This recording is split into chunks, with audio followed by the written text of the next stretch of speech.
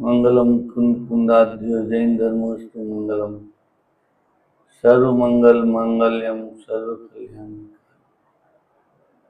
दानम सर्वधर्माणां जैनम जयतु शास्त्रम वंदित सौव सिद्धे ध्रुवमचल मनोभवम विदते औक्षाम समय पाहु मिणमो सुत केवली वणिदम नमः समय साराय स्वानुभूत्या चकास्ति चित स्वभावाय भावाय सद्भावम प्रशांत मत गंभीरम विश्वविद्या कुलगुरु अव्ययिक शरणम जिया सीमा सर्वज्ञ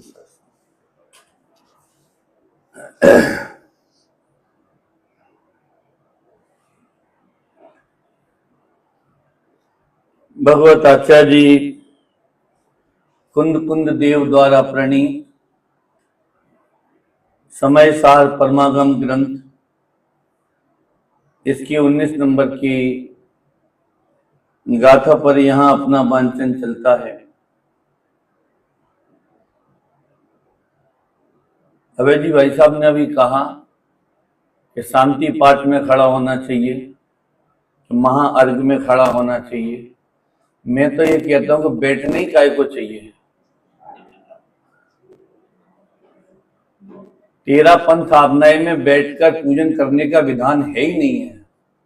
आप तेरा नियम गिनाओ हमको, कहाँ लिखा है कि हम टेबल कुर्सी पे बैठ के पूजन? बुरा नहीं मानना, जो मानो ना मानो, पर कम से कम कान में तो पड़े कि सही क्या है और गलत क्या है। अब एक अलग बात है कि सबकी समस्याएं हैं, किसी के कमर में दर्द है, किसी के घुटनों में दर्द है, किसी के किसी में दर्द है, और कोई प्रमाद बस बैठता है, कोई जमीन पर बैठ सकता है फिर भी नहीं, कोई खड़ा हो सकता है फिर भी नहीं।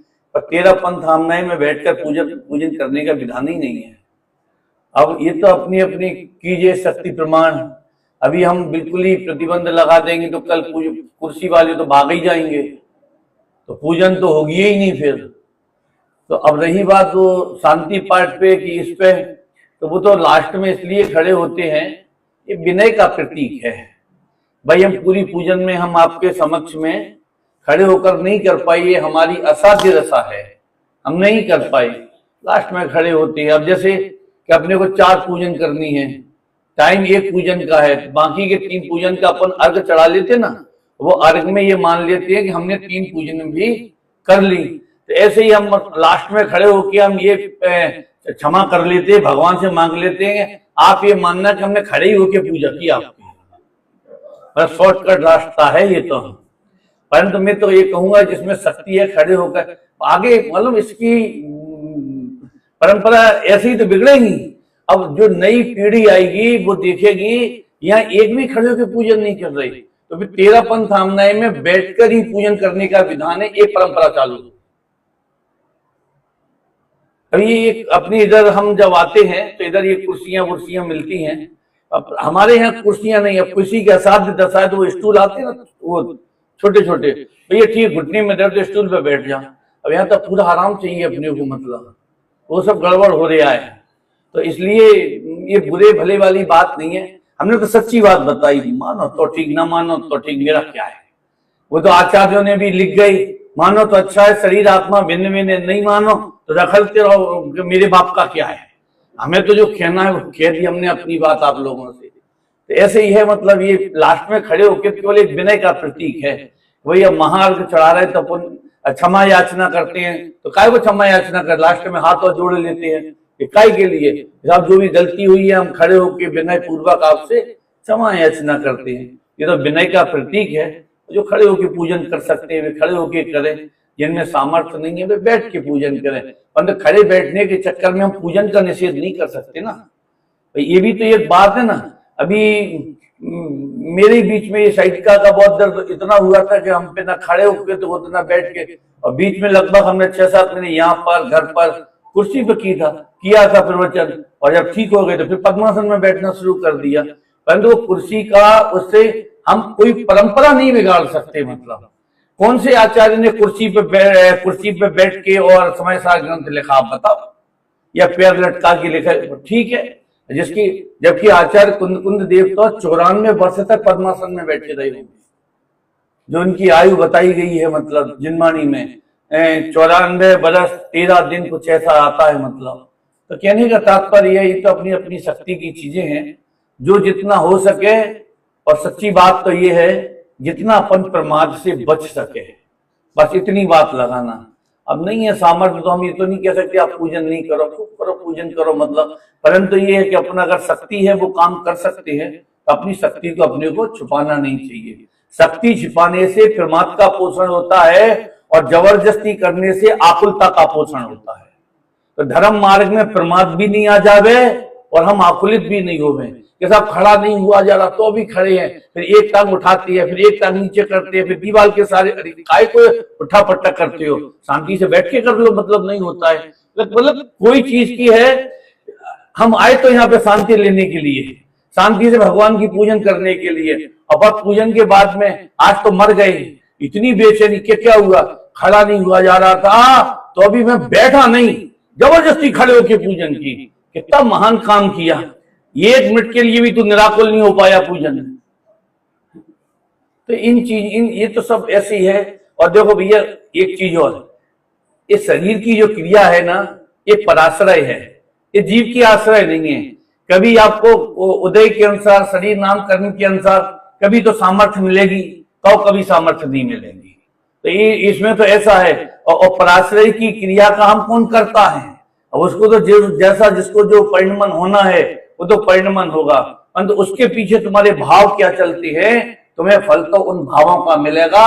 तुम्हारा शरीर खड़ा रहा कि बैठा रहा, तुम एक टांग से खड़े रहे कि दोनों टांग से खड़े रहे, कोई फर्क नहीं पड़ता।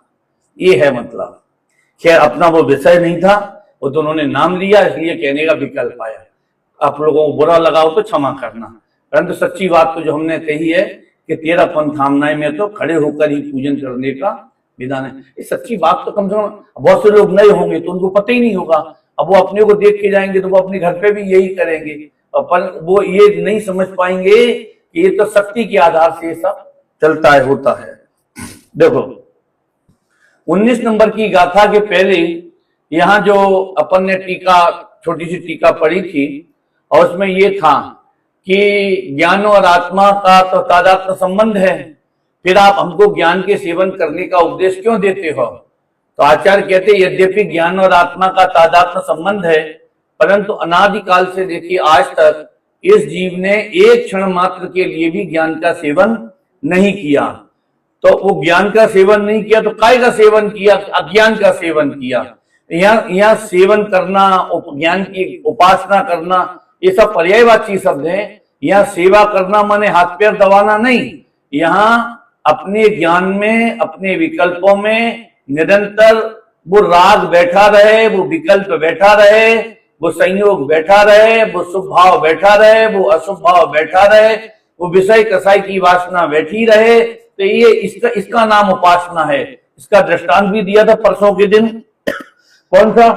कि यद्यपि रावण भले ही मंदोदरी के साथ में भोजन करता है, राजसभा में बैठा है, अगर ज्ञान में उसके सीता बैठी है तो मंदोदरी से बात करता हुआ भी वो सेवन मंदोदरी का नहीं, सीता का कर रहा है। ऐसे ही हमारी दृष्टि में वर्तमान में जो विद्यमान है हम उसका सेवन कर रहे हैं। अगर हमको पीड़ा हो रही है देह में तो हम उस पीड़ा का सेवन कर रहे हैं, स्वाध्याय का सेवन नहीं कर रहे हैं। यहाँ बैठे हुए भी अगर हमें परिवार का, बम्बई का, अहमदाबाद का, जो जहां से आया है वहां के अगर विकल्प सताते हैं तो हम सेवन उसका कर रहे हैं, हम ज्ञान का सेवन नहीं कर रहे हैं। तो एक तो यही बात। फिर शिष्य ने प्रश्न किया कि भाई फिर वो ज्ञान उदित कैसे होता है। तो आचार्य कहते हैं कि स्वयं बुद्धत्व या बोधति बुद्धत्व। तो या तो वे जीव स्वयं काल लब्धि आने पर वेद विज्ञान के माध्यम से पर से एकत्व बुद्धि तोड़ देवे तो ज्ञान का सेवन हो, या बोधति बुद्धत्व, इसमें देश न लब्धि को पकड़ना कि या श्री गुरुओं के मंगल वचनों को सुनकर, सर्वज्ञ की देश न सुनकर, आगम के अभ्यास के द्वारा, साधनियों के सद उपदेश के द्वारा अगर वेद ज्ञान करता है तो फिर उसका ज्ञान जागृत हो जाता है। फिर शिष्य का प्रश्न, तो क्या अनादिकाल से यह आत्मा ज्ञानी है? तो आचार्य अमृतचंद देव कहते हैं क्या अनादिकाल से यह आत्मा अज्ञानी है? तब फिर अमृतचंद आचार्य देव पुनः प्रश्न करते हैं तरी कियंतम कालम अयम अप्रतिबुद्ध भवति इति अभिधीयताम, कि यह जीव कितने काल तक अज्ञानी रहेगा। उसके उत्तर स्वरूप कल अपन ने गाथा का वांचन किया, अपन फिर गाथा का वांचन करते हैं। प्रश्न नहीं भूल जाना, प्रश्न बहुत मार्मिक है। प्रश्न उन्होंने काल में खड़ा किया है कि ये जीव कितने काल तक अज्ञानी रहेगा। तो पहले तो अपने ज्ञान में ये रखना कि अज्ञानीपना कोई अच्छी बात नहीं है। क्या कहा? जिसके कारण से अनादिकाल से हम संसार में परिभ्रमण कर रहे हैं और हम जब तक ये अज्ञान भाव विद्यमान रहेगा, विश्व की कोई शक्ति, विश्व का कोई संयोग, विश्व का कोई काल, कोई क्षेत्र हमें सुखी करने में समर्थ नहीं है। तुम चाहे कितने संयोग जुटा लो और चाहे तुम 9वें गिरिवक तक होके आ जाओ, कोई फर्क पड़ने वाला नहीं। क्यों? कि अज्ञान जन्य जो आकुलता है वो आकुलता कौन मिटाएगा? तब तो यही देते हैं कि तुम्हें संयोगों के आधार से तुम सुख ढूंढते हो। अरे तुम्हें स्वर्ग का वैभव भी दे दिया जाए और तो भी सुखी नहीं होगी। छैडालाकार ने लिखा है ना, क्या लिखा है? सम्यक दर्शन बिन दुख पाए। मतलब स्वर्ग का वैभव मिले, अनेकों सैकड़ों देवियां मिले, अप्सराएं मिले और तो भी सुखी नहीं है। और अगर सम्यक ज्ञान जागृत है तो इनके बिना भी तुम अनंत सुखी हो सकते हो। कैसे? जैसे हमारे मुनराज, उनके पास क्या बताओ, कौन सा संयोग है? पत्नी है, बच्चे हैं, वैभव है, नमस्कार करने वाले हैं, जी हजूरी बोलने, कौन है उनके पास? कि अज्ञान है तो स्वर्ग में भी दुखी, और ज्ञान है तो इनके बिना भी अनंत सुखी। हमें क्या चाहिए बताओ? हमें सुख चाहिए कि संयोग चाहिए? हमें कुछ नहीं चाहिए। अमृत चंद्राचार्य देव क्या कह रहे कि यह जीव कितने काल तक अज्ञानी रहेगा। ये अज्ञान दशा ये अनादि से रुला रही है जीव को, अनादि से। ये तरस नहीं आता आत्मा पे? मैं पूछता हूं, क्या कहा? जरासी भूल है। अरे रावण ने जरासी ही तो भूल की थी। भूल तो जरासी ही होती है। हम तो कहते, गुरुदेव जो घटित करते ना, मोह कितने काल का है बताओ, कब का है? अब परंपरा से अनादि का कह देते हैं, परंतु वो मोह की जो पर्याय है वो तो एक समय की है। अज्ञान कितनी देर का है? तो एक समय का है। दंड कितना बड़ा मिलता है इस जीव को। दोपहर में एक बात बोली थी ना कि गुरुदेव के वो प्रवचन कान से लेकर हमें वो स्वभाव नहीं चाहिए जिसमें मिथ्यात्व का अंश गर्भित हो, जिसमें अज्ञान का अंश गर्भित हो। वो हमें स्वभाव नहीं चाहिए। भले ही वो तीर्थंकर प्रकृति जैसा ऐसा हो कि 9वें गिरिवक तक अपने को ले जाके बैठा देवे, 31 सागर की आयु को भी दिलवा देवे, हमें नहीं चाहिए।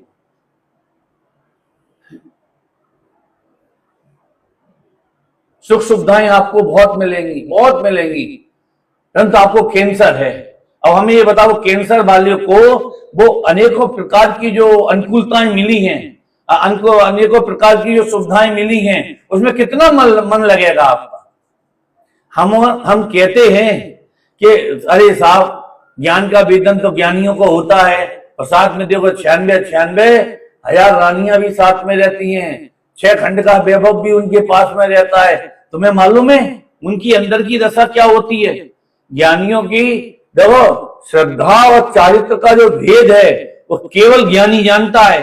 अज्ञानी श्रद्धा और चारित्र, ज्ञानी का श्रद्धा चारित्र की बात कर रहे हैं, अज्ञानी की तो सम्यक श्रद्धा होती ही नहीं है। सम्यक श्रद्धा जो होती है वो ज्ञानी की होती है, और चारित्र संबंधी दोष भी चलता रहता है। ये भेद ज्ञानी भले प्रकार से जानते हैं, और इतने प्रकार से जानते हैं, आपको मालूम है अंदर ही अंदर वो तड़पते रहते हैं पर कुछ कर नहीं पाते, क्योंकि पुरुषार्थ की कमजोरी है। निमित्त की दृष्टि से देखें तो 3-3 चौकड़ी का उदय चल रहा है, वे करें तो करें क्या? ये संसार में एक क्षण भी रहना नहीं चाहते, परंतु रहते हैं। हंसना नहीं चाहते, हंसते हैं।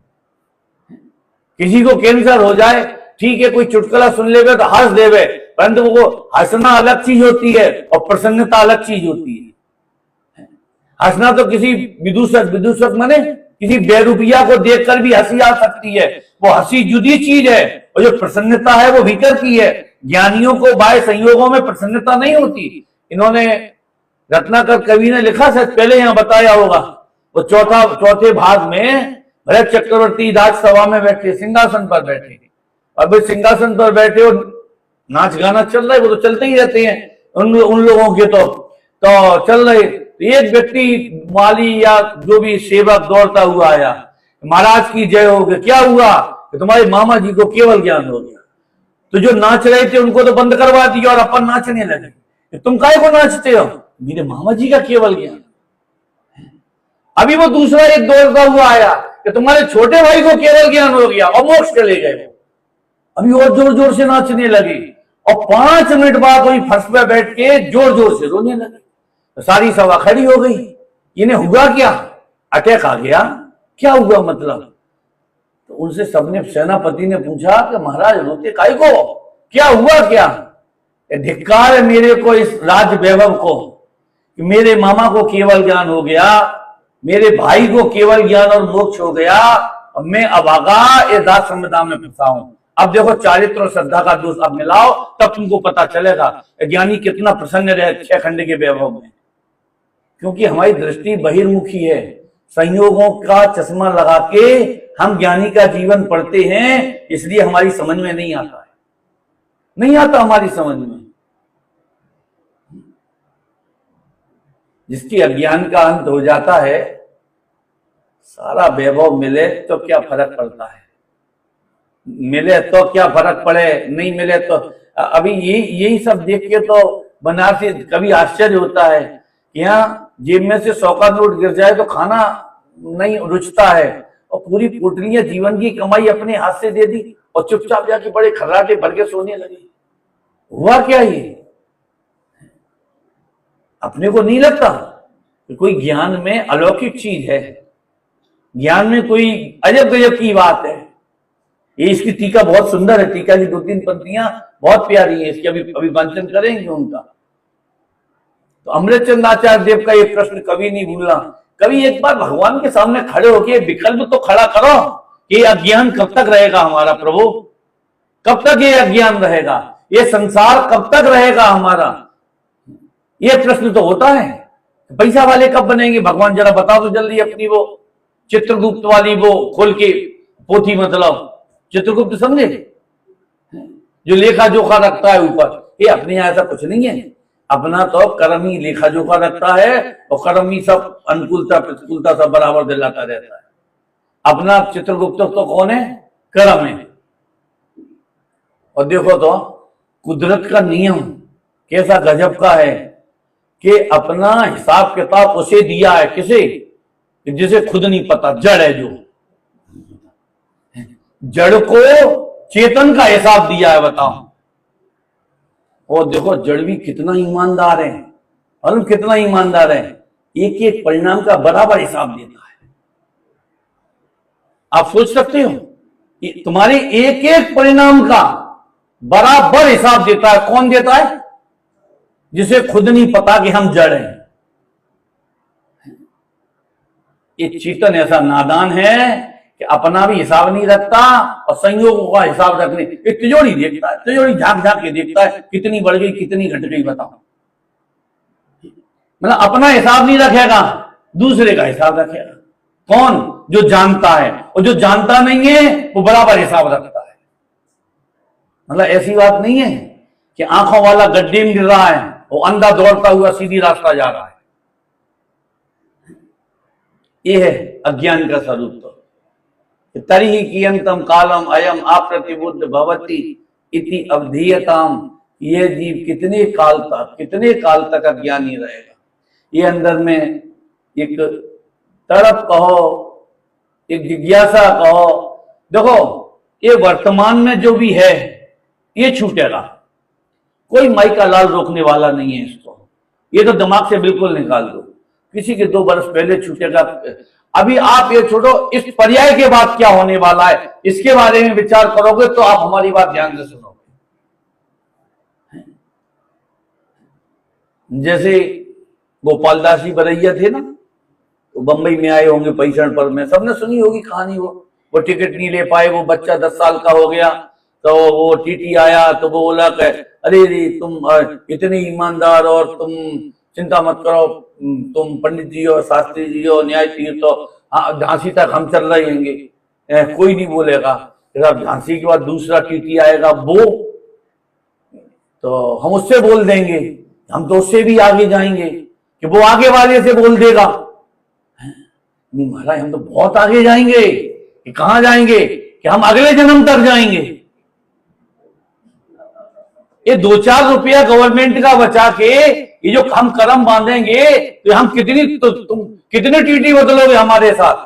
जब हम मरेंगे तो तुम्हारा टीटी भी मरेगा क्या साथ में चलने के लिए? पर्याय के बाहर देखोगे तो कुछ समझ में आएगा, और प्राप्त पर्याय में अगर तन्मय बनी रहोगे तो कुछ भी समझ में नहीं आएगा। टोडरमल जी साहब ने संयुक्त के सन्मुख मिथ्या दृष्टि के प्रकरण में कितनी भाव विभोर होकर लिखा। संयुक्त के सन्मुख में पहले उन्होंने जीव के हृदय को पिघलाया। क्या कहा? संयुक्त के सन्मुख बाद में ले गए, वो पहले जीव के हृदय को पिघलाया। क्या हृदय को पिघलाया? इस पर्याय की स्थिति तो थोड़े काल की है, इसमें तो मेरा ही भला भाषित होता है। मैं तो भ्रम से भूलकर प्राप्त पर्याय में तन्मय था। इस पर्याय की स्थिति तो थोड़े काल की है। अब ये हृदय पिघलाने वाली बात हुई कि नहीं? तेरे अंदर में जो परिणति में जो कठोरता थी, वो कठोरता को ढीली पड़ी कि नहीं? कि मैं भ्रम से भूलकर प्राप्त पर्याय में, अब प्राप्त पर्याय में माने कौन सी प्राप्त पर्याय में? मनुष्य पर्याय में। प्राप्त पर्याय में माने राग की पर्याय में। प्राप्त पर्याय में माने मोह की पर्याय में। प्राप्त पर्याय माने पत्नी की पर्याय में। प्राप्त पर्याय में माने पैसे के राग की पर्याय में। प्राप्त पर्याय में माने मोटर, बंगला, गाड़ी, इनके प्रति एकत्र बुद्धि की पर्याय में। प्राप्त पर्याय अकेला मनुष्य तक नहीं सीमित रहना, ये वर्तमान की मनुष्य पर्याय तक नहीं, इसके आगे भी चलो ना। तुम जहां जहां तन्मय होते हो वो सब को तुम प्राप्त पर्याय लगाना। पैसे में तन्मय होते हो तो वो तन्मय वाली पर्याय, भोगों में तुम तन्मय होते हो तो भोगों वाली पर्याय। क्या कहा? पैसे में तन्मय होते हो तो पैसे वाली तन्मय वाली पर्याय। मतलब जिसमें आपका जो ज्ञान है, जिसमें फैल जाता है, जिसमें पसर जाता है, वो सब प्राप्त पर्याय में चला जाता है। भ्रम से भूलकर, ये भ्रम से भूलकर मालूम, इसमें स्वाधीनता दर्शाई उन्होंने। टोडरमल जी साहब का एक एक शब्द कैसा गजब का है। ये भ्रम से भूलकर, इसमें उन्होंने स्वाधीनता दर्शाई। क्या स्वाधीनता दर्शाई? किसी ने भटकाया नहीं है। लोग बात कहते नहीं है, नहीं साहब ये लड़का तो बहुत अच्छा था, उसने पड़ोसी ने भड़का दिया इसे। हमें किसी ने भड़काया नहीं है प्राप्त पर्याय में तन्मय होने के लिए। भ्रम से भूलकर, हम अपने ही भ्रम से भूलकर प्राप्त पर्याय में तन्मय हुए। भ्रम से भूलकर प्राप्त पर्याय में तन्मय हुआ। इस पर्याय की स्थिति तो थोड़े काल की है, और फिर यहां मुझे सर्व ओर से निमित्त मिले, सारे निमित्त मिले। सारे निमित्त में देवगुरु धर्म, क्षयोत्सम, कसाई की मंदता, संयोगों की अनुकूलता, इंद्रियों की पूर्णता, क्यों? साधर्मियों का समागम, देवलाली जैसा पवित्र क्षेत्र, सब लगाओ ना इसमें। क्या छूट गया बताओ? अभी कल बात हो रही थी नितिन भाई से शाम को, तो वो बात आ रही कि कितनी भाग्यशाली हैं अपन, सब यहाँ शांति से बैठे हैं। आज आपकी तालिबान में अपना जन्म हुआ होता, AK-47 चला रहे होते हैं। क्यों नहीं हो सकते क्या? आखिर जो आतंकवादी हैं वे भी तो आखिर मनुष्य हैं। उनके अंदर भी तो अनंत गुण हैं, अनंत शक्तियां हैं। क्या कहा? थोड़ा सा कर्मों का फेर ही तो है। अगर थोड़े से कर्म अपने उलट पुलट हो जाते तो क्या होता, हमें जो बता दो। सोचो, आप आंख बंद करके जरा कल्पना करके तो देखो, आज अगर चीन में जन्म हो जाते तो कच्चा सांप खा रहे होते, तब आपको पता चलेगा इस पर्याय की कितनी कीमत है। कहां बैठे हम और आप आके।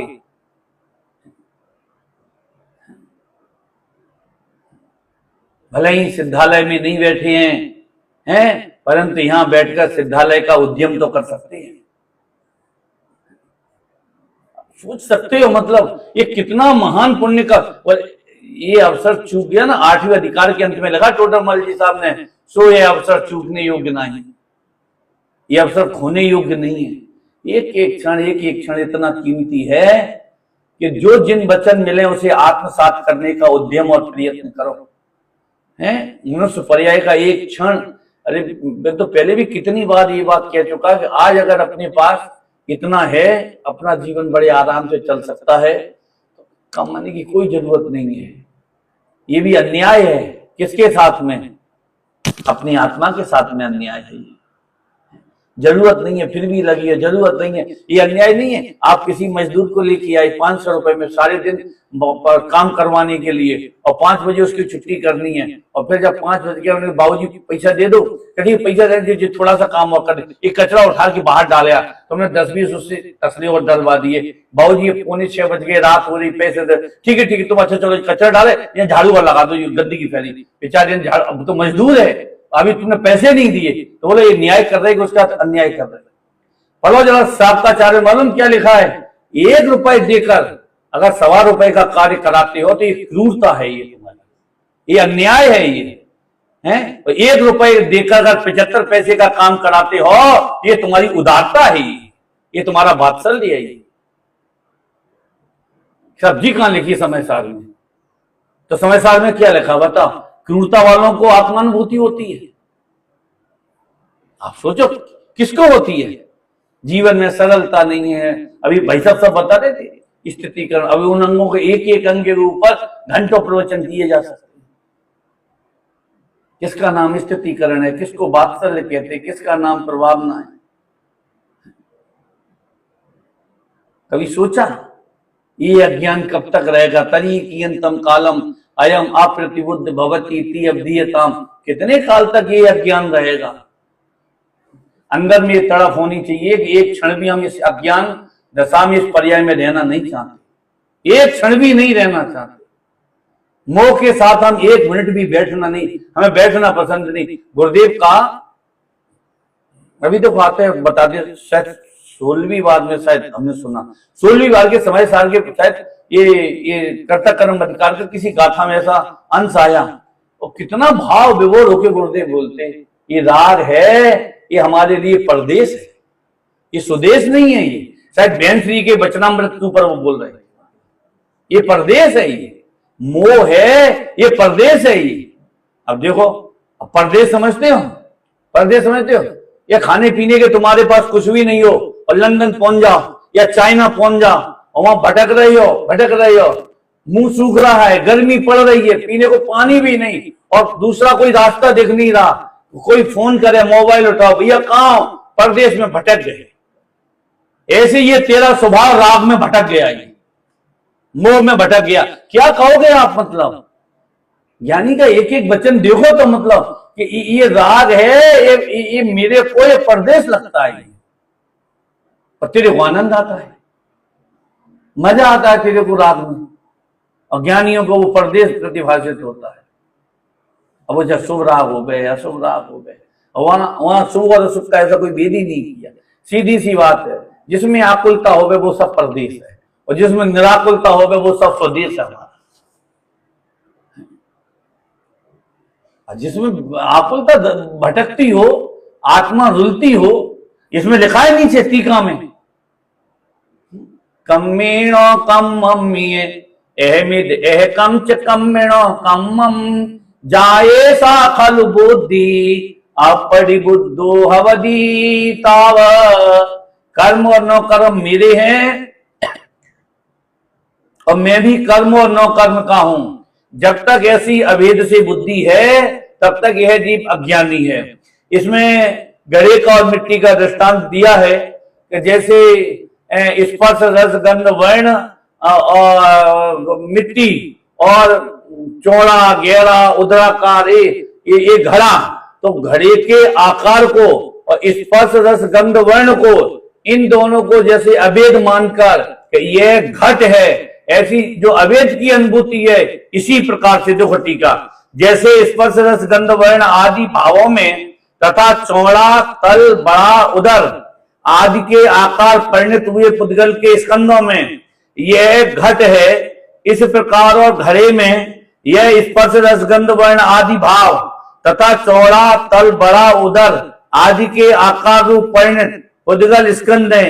इस प्रकार वस्तु से के जब तक अवेद से अनुभूति, वो क्या कह रही है कि स्पर्श रस गंध वर्ण ये पुद्गल के गुण हैं, और जो ये जो आकार है, तो आकार को पुद्गल के उसके स्कंद को, उन दोनों को मिला के ये कहना कि घट है, अवेद से अनुभूति करना।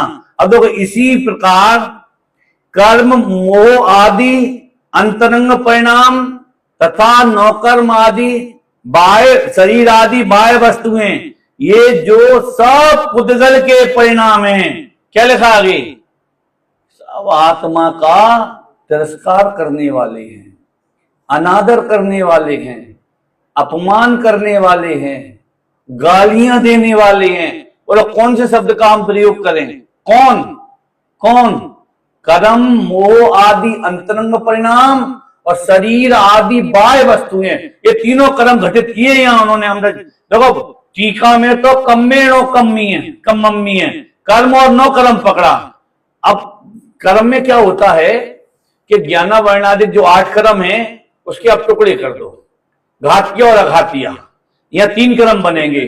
घातिया कर्म का जो उदय होगा उसमें तो भाव कर्म बनेगा, और अघातिया कर्म का जो उदय होगा उसमें 9 कर्म बनेगा।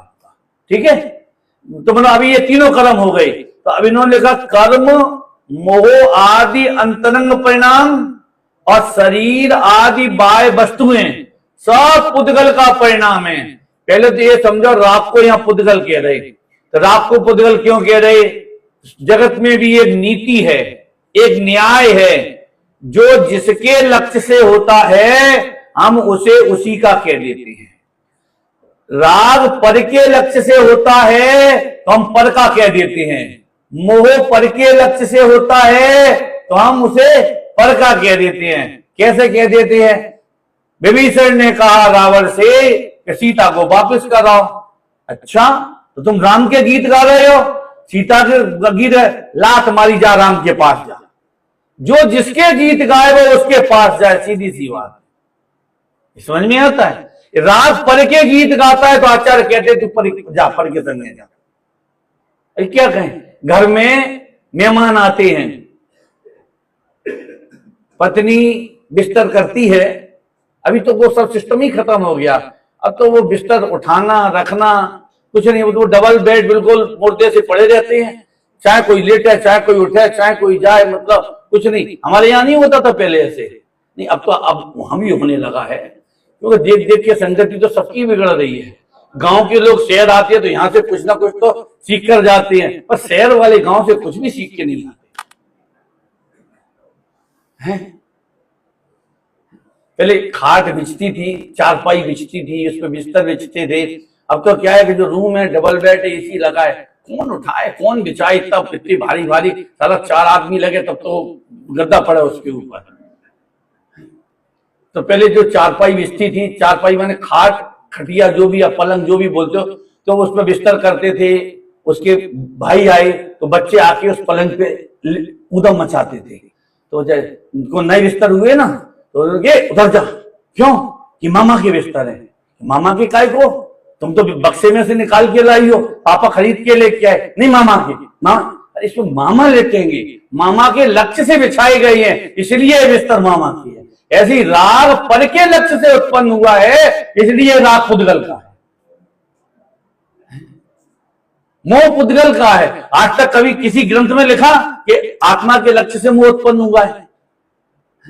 आत्मा के लक्ष्य से आनंद उत्पन्न हुआ है ये तो सुना है। क्या कहा, आत्मा के लक्ष्य से ज्ञान उत्पन्न हुआ है, आत्मा के लक्ष्य से मोह उत्पन्न हुआ है ये तो सुना है, पर आत्मा के लक्ष्य से राग उत्पन्न हुआ ये कभी नहीं सुना। क्योंकि राग जब जब भी उत्पन्न होगा पर के लक्ष्य से उत्पन्न होगा। और आचार्य कहते हैं स्वयं के आनंद में भाई साहब पर का क्या काम, हमें ये बताओ क्या काम पर का। इसलिए गुरुदेव कहते हैं कि राग हमें तो ये परदेश है ये, और फिर ये भी कहते हमें अच्छा नहीं लगता परदेश में, यहाँ हमें अच्छा नहीं लगता, हम तो अपने स्वदेश में रहेंगे। स्वदेश को मालूम क्या अर्थ किया, अनंत गुणों में रहेंगे। ये जो मेरे अनंत गुण हैं ये स्वदेश है, राग है ये परदेश है।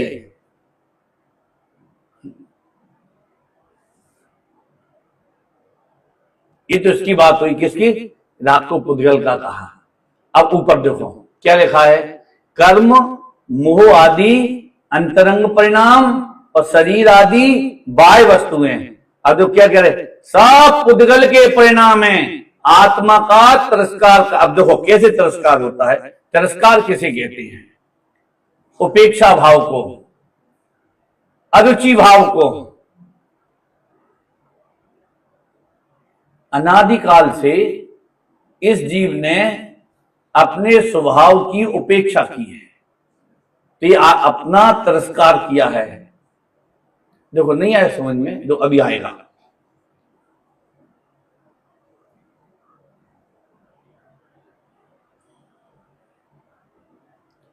रामचंद्र जी सीता के साथ जंगल में थे। बोलो सीता सुखी थी कि दुखी थी? बहुत सोचना, उत्तर नहीं देना। अंजना जी मेलों में थी। बोलो सुखी थी कि दुखी थी? आप सोचो। सीता जी को राम की दृष्टि प्राप्त थी, स्नेह प्राप्त था, प्रेम प्राप्त था, इसलिए सीता सुखी थी।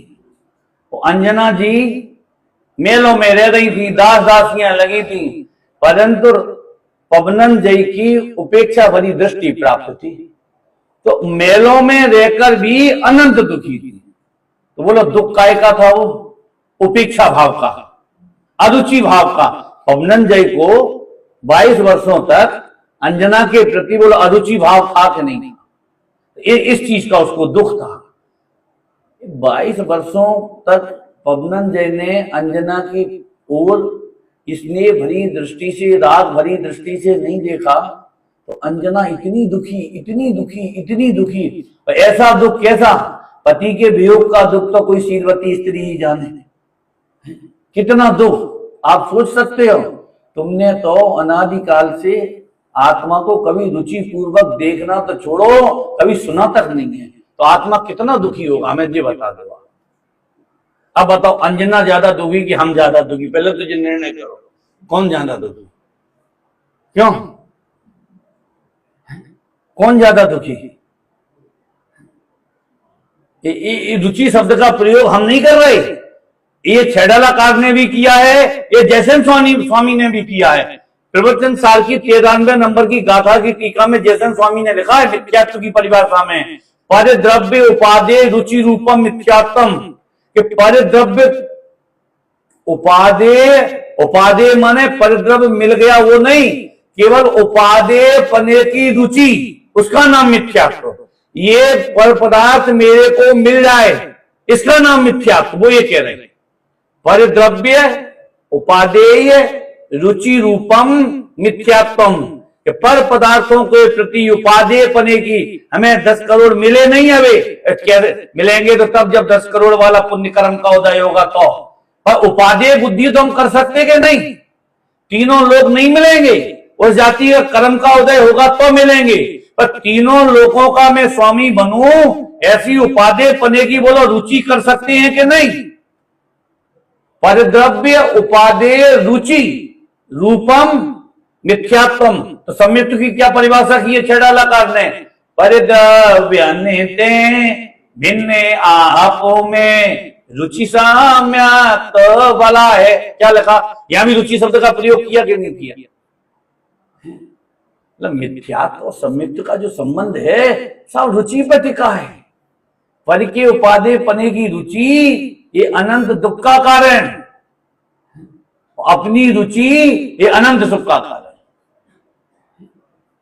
कितना सरल रास्ता है, कुछ नहीं करना, कुछ नहीं करना, और कुछ नहीं करना इसी का नाम धर्म है।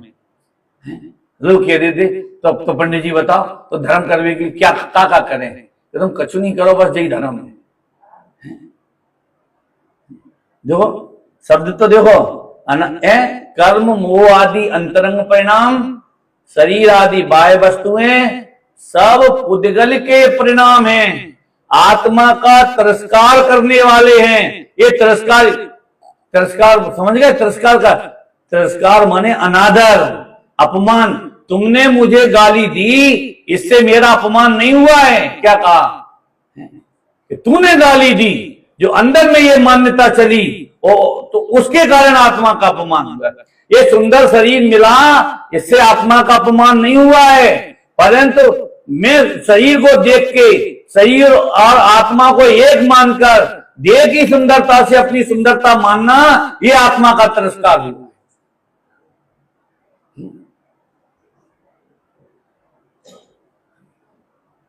चार लोग तुम्हारा सम्मान करें, मंच पे बुलाएं, माला पहलाएं, ये तेरा सम्मान नहीं है, ये तो अपमान है। तुम अपने अनंत गुणों को जानो, अनंत गुणों को जानकर उसमें स्थिर हो, अपने अतीन्द्रिय आनंद को प्रकट करो, ये सम्मान किसका नाम है?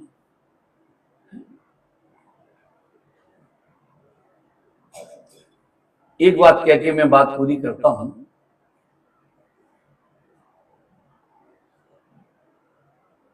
जैसे शीलवती स्त्री किसी भी अपेक्षा से, समझना, किसी भी अपेक्षा से पर पुरुष के गीत नहीं गाती।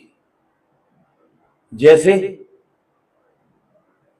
सीता अयोध्या वापस आ गई, कहीं पद्म पुराण में मेरे को ये देखने को नहीं मिला उसने एक भी रात को या दिन में ये कहा हो कि रावण के परिणाम तो बहुत खराब थे, परंतु था बहुत सुंदर, उसकी लंका बहुत अच्छी थी, उसका शयन कक्ष बहुत अच्छा था, उसका भोजन बहुत अच्छा था। किसी भी अपेक्षा से पर पुरुष के शीलवती स्त्री गीत नहीं गाती है। ऐसे ही किसी भी अपेक्षा से ज्ञानी किसी भी परद्रव्य के कभी भी बहुमान और गीत नहीं गाते हैं। आप सोच सकते हो, हमें किसी भी अपेक्षा से अगर परद्रव्य का बहुमान आता है तो ये आत्मा का तिरस्कार है।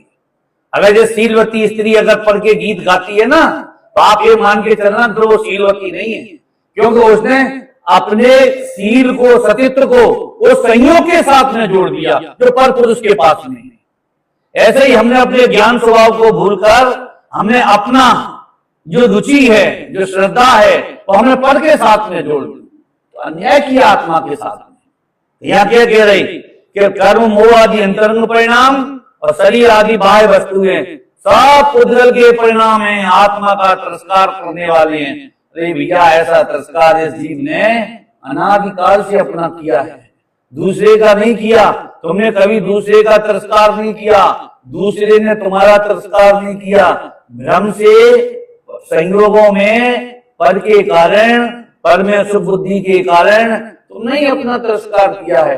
कैसा तिरस्कार किया है? जैसे वो मटका होता है ना, मटके में सुराई होती है, वो लंबे मुंह वाली, घरे वो सुराई बोलती है हमारे इधर, तो उसमें वो उदाहरण भी दिया जाता है ना, कीट मरकट सी गैर अनंत, तो वो उसमें चने डाल दो, वो सीधा हाथ डाले ना और नीचे मुट्ठी पकड़ ले, चना भर ले, अब खींचे तो गया तो सीधा हाथ था और मुट्ठी में छोड़ा हो गया और उसको वो मुंह में से, गले में से नहीं निकले। अब वो चिल्लावे, वो पकड़ लिया, सुराई ने पकड़ लिया। अरे सुराई ने तुझे पकड़ लिया कि तेरे चने के मोह ने तूने सुराई को पकड़ लिया? किसने किसको पकड़ लिया? परिवार ने तुम्हें पकड़ लिया कि तेरे मोह ने परिवार को पकड़ लिया? पहले जी तो बताओ। 73 नंबर की गाथा में भंवर और जहाज का दृष्टांत आता है। मालूम क्या हो रहा है? ये हो रहा है, लगाने की दवाई खा रही है और खाने की दवाई लगा रही है। खुजली की दवाई आंख में सुरमा बना के डाल रहे हैं और सुरमा को खाज के ऊपर लगा रहे हैं, तो दो ही बिगड़ रही है, दो ही में इन्फेक्शन हो रहा है। जहां गलती है वहां देखते नहीं है, क्या कहा, और जहां देख रहे हैं वहां कोई गलती नहीं। पर में देख रहे हैं तो पर की कोई गलती है नहीं है, और तेरी विपरीत मान्यता के कारण गलती है तो अपनी गलती जीव स्वीकार विशेष।